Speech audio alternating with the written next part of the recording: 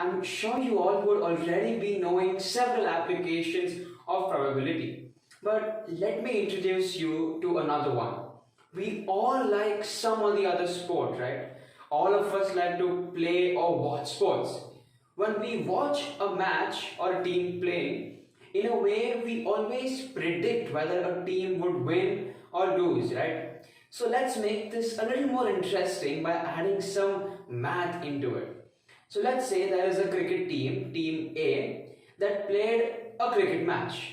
So just to make things simpler, let's say a draw or a tie in the match is not possible. So now if I ask you, what are the possible outcomes of the match? Well, yes, we know Team A either wins the match or loses the match, right? Okay, perfect. But wait, they don't just play one game in a tournament, right? They play so many games. So for now, let's assume that they played 2 games in a row. So now, what do you think are the number of possible outcomes? Okay, let's plan this out better. So here in the first game, they either win or they lose. But now when we extend this to the second game, what happens? So if they had won their first game, they have a chance to either win or lose the second game.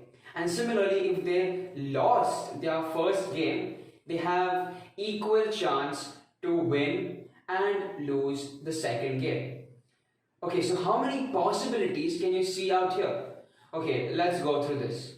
So one thing that can happen is that they win the first game and they win the second game. And next is that they win the first game but they lose the second one. Next is that they lose the first match but they win the next one. And lastly, they lose the first match and they lose the second one. And well, here you go. 4 different causes. Win-win, win-lose, lose-win and lose-lose. So this is just a visual representation of how events will happen.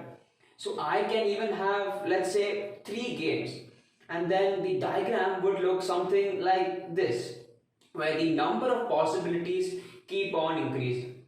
In fact, we can make more and more complex diagrams like this or even like this one, where not all events need to have the same number of outcomes, which can become very complex, but well, we would deal with them later on. For now, I just want you to understand the concept.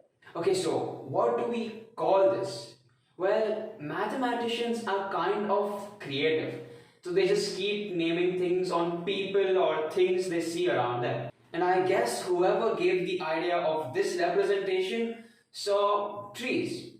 You know how trees start from the base log and then they spread into all their branches, and then branches divide into more branches. Very similar to our diagram, right? Well, that's why we call these diagrams as tree diagrams. So, a challenge for you. Before the next video, can you determine the possibilities of each of these outcomes you see out here? See you in the next video.